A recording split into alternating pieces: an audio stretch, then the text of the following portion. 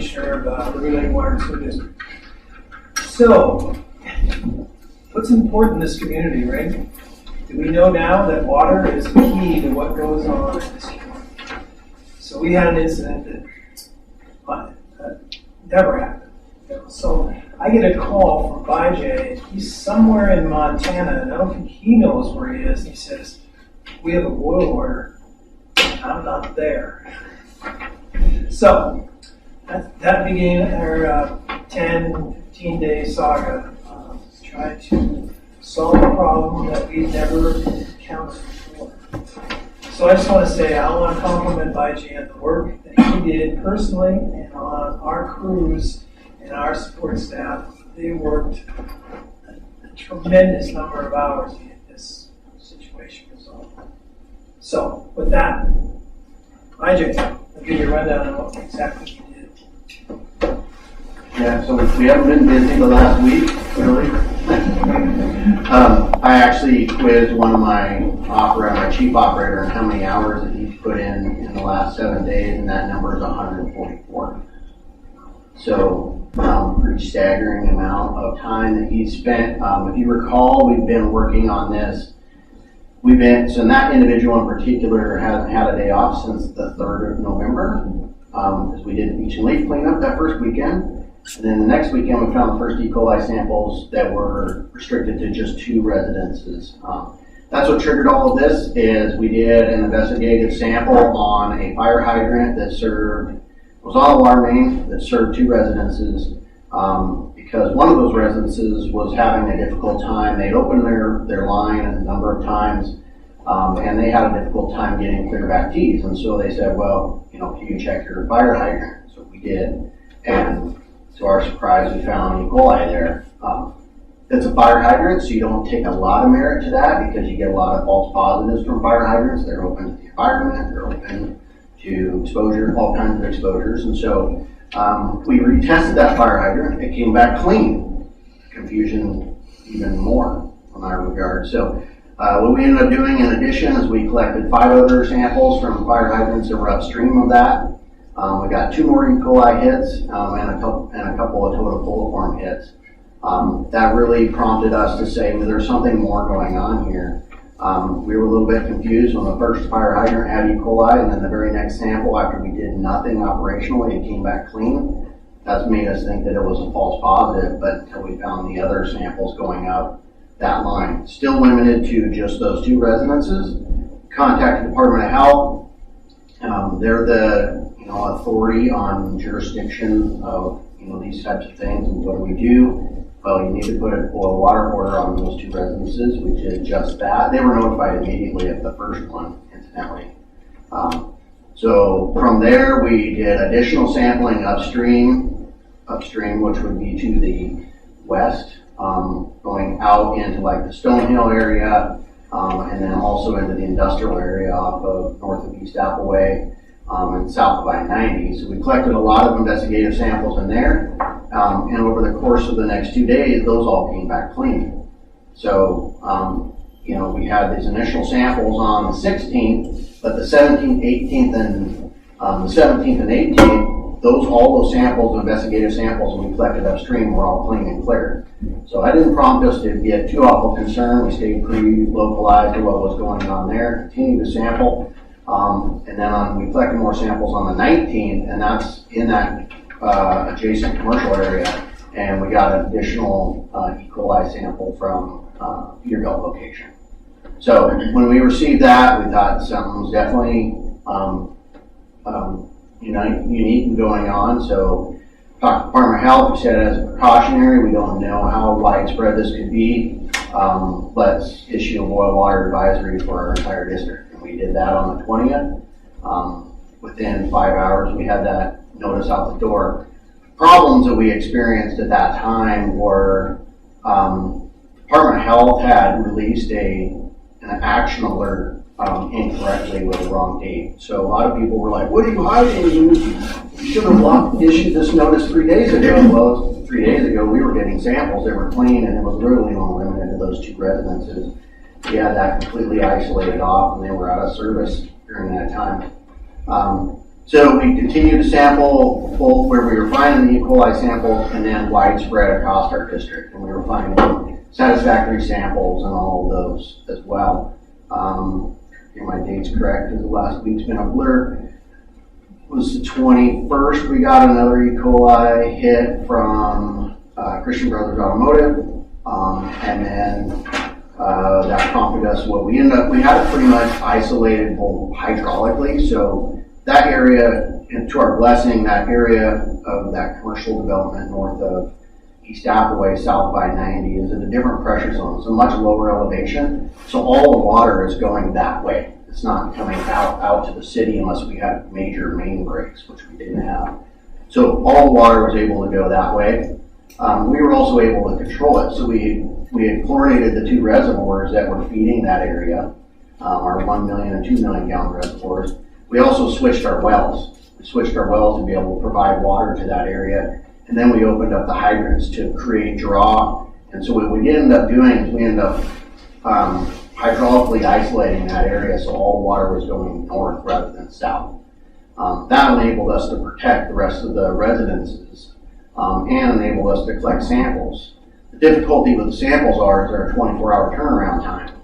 So you don't know what your actions today are realized until tomorrow. And so what we ended up doing by isolating that area hydraulically, we're able to chlorinate the reservoirs to feed that area.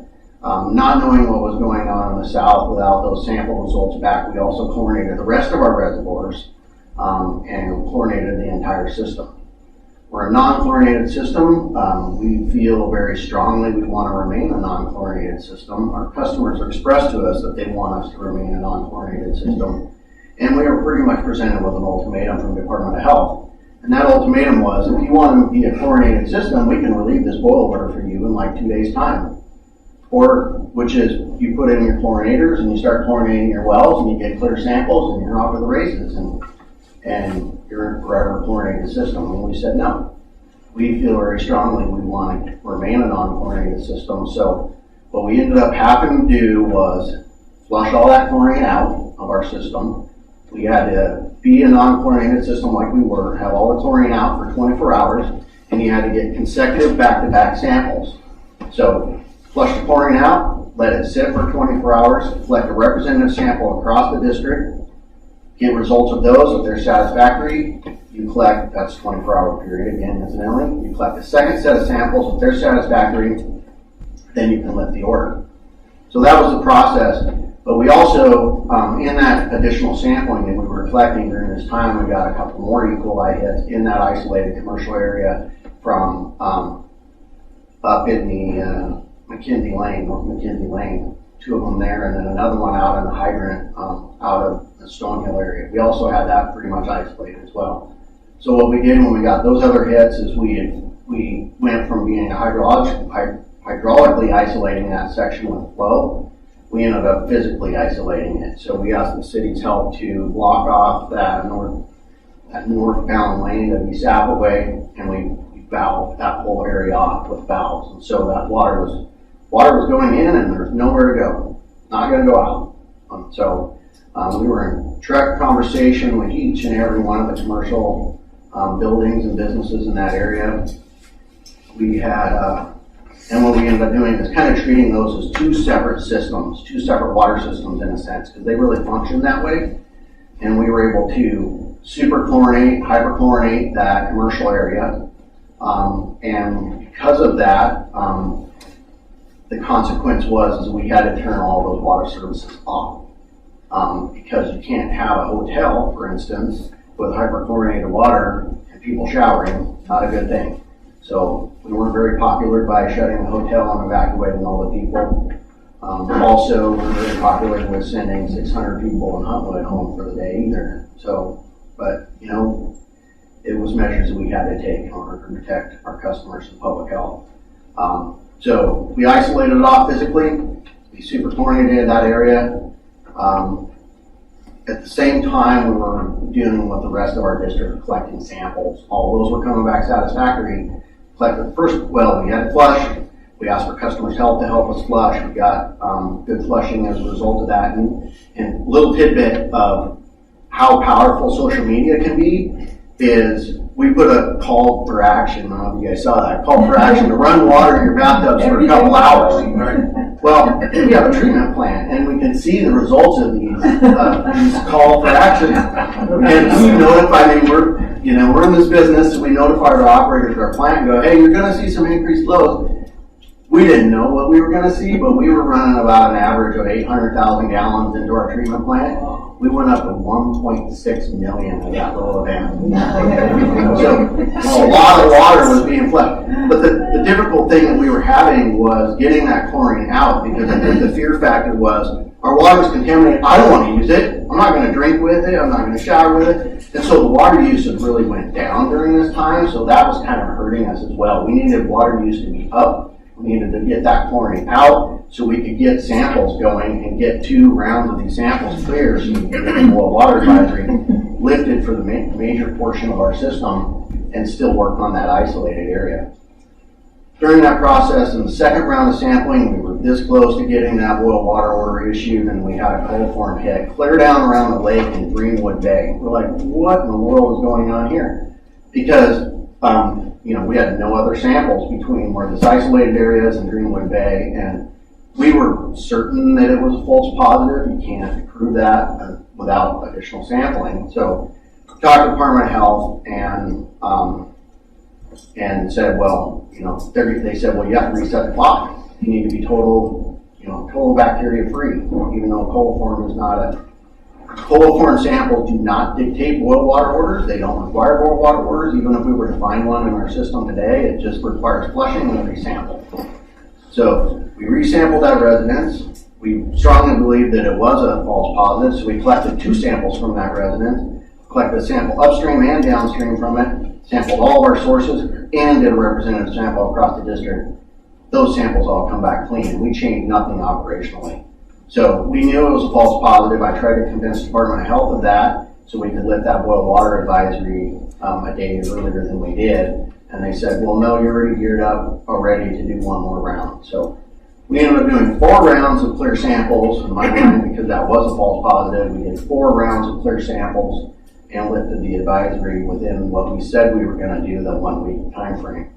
The isolated area that we had in the commercial development was 1 day lag behind, so we did that on Thanksgiving morning. We issued door knockers to all those businesses, so when they came to work on Friday, that they would know that their boil water had been lifted. Burning question in everybody's mind: what caused this? What happened? And Bill can attest to this. We've been talking for Liberty Lake for a while about backflow programs. And hydrant locks. And I think hydrant locks is something really opened our eyes with City of Spokane's experience with a hydroseed truck that put hydroseed into their drinking water. That doesn't require a boil water order. You just can't use it because you have hydroseed coming out of your faucets. And so we were a little bit fortunate because people still had water. They just had to boil it for a minute, right? And so at least we didn't have the hydroseed, but it really opened all the purveyors' eyes to, we need to lock our hydrants, because our hydrants are the biggest risk. They are open. Anybody with a hydrant range can operate one. And from a protection standpoint from Homeland Security, that's a big issue. So we had already budgeted for 2020 hydrant locks. We'd already planned on that, so that's going to happen, I can tell you that. They've already been ordered ahead of our budget. Sorry, Bill. So that's one thing we're doing. The other thing that we had talked about for the last several months with our board is a backflow program and implementing a backflow program. We've advertised this in our newsletter. We talked about backflow in our newsletter. We are planning on budgeting in 2020 a full-time operator that I'm going to promote into a cross-connection control specialist to run our backflow program. These backflow programs are pretty widely known in most water districts, where in Idaho, for instance, I was on the board of an irrigation district, and they have to be inspected every year. That cost to a customer is anywhere from $40 to $70. And if you don't have one, you have to pay a couple $100 to have them installed. So do those go over real well with the customers when you tell them suddenly you have to have your sprinkler system backflow device tested annually. You have to send a report to us annually.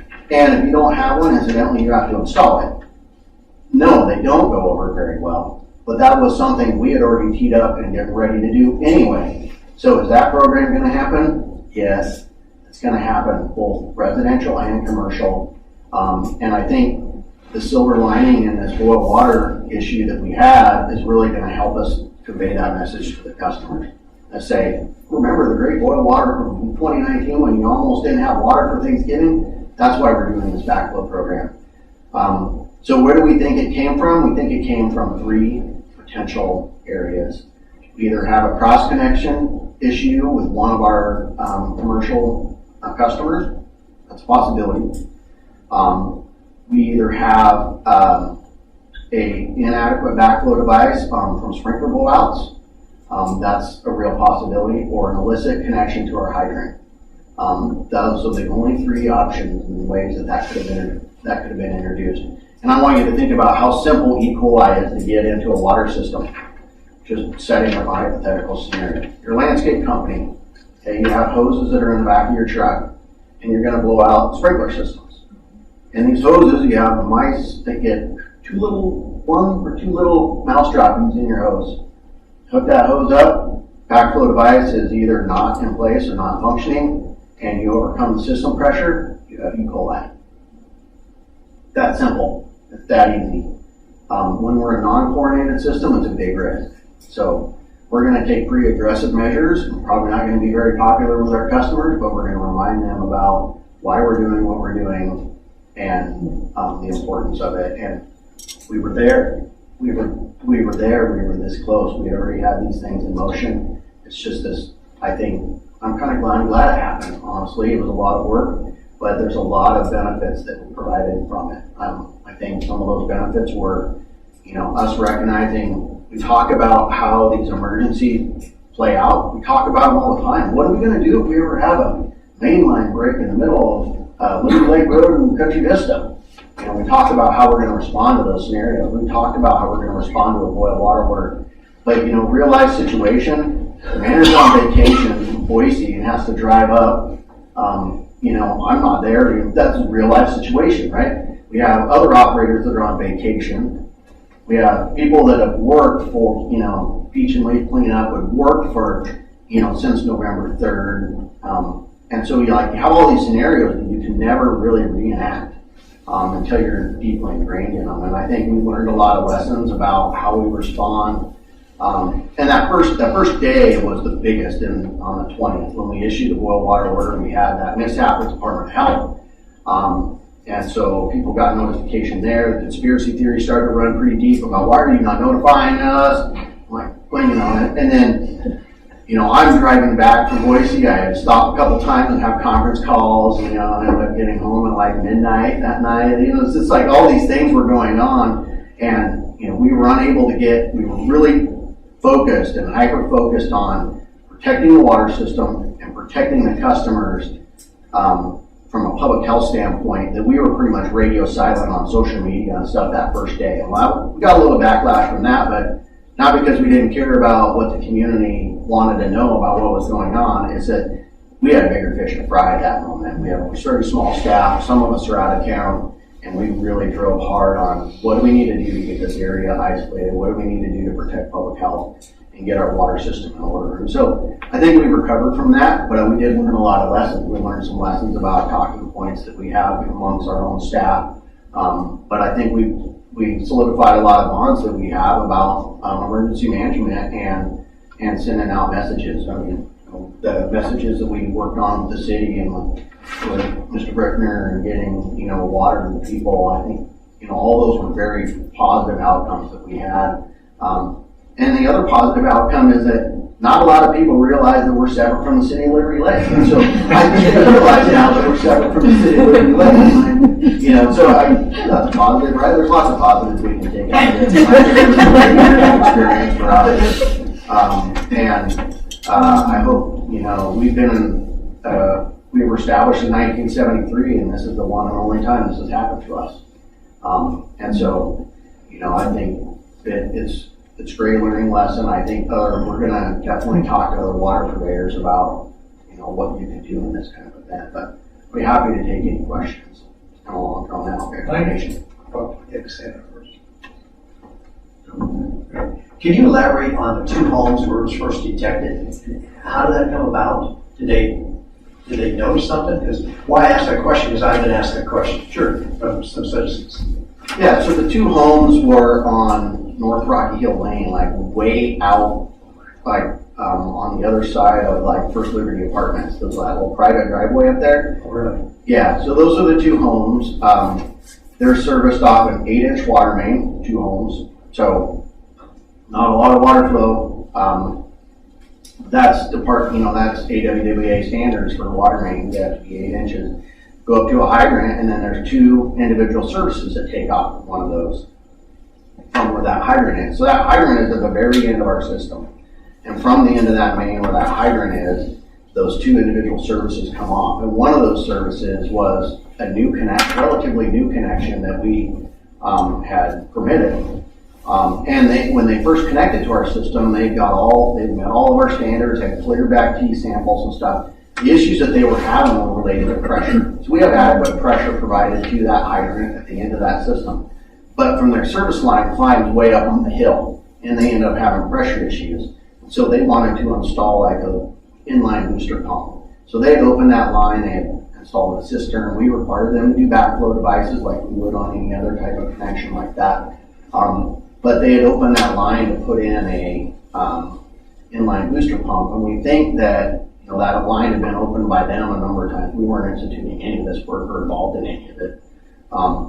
And so what they needed to do is continue to sample. They needed to sample and verify that they were getting clean samples up there. They contracted with the lab directly. In fact, we weren't even knowledgeable about any of the sample results that they were getting because it was not part of our system. It's on a private water line at that point.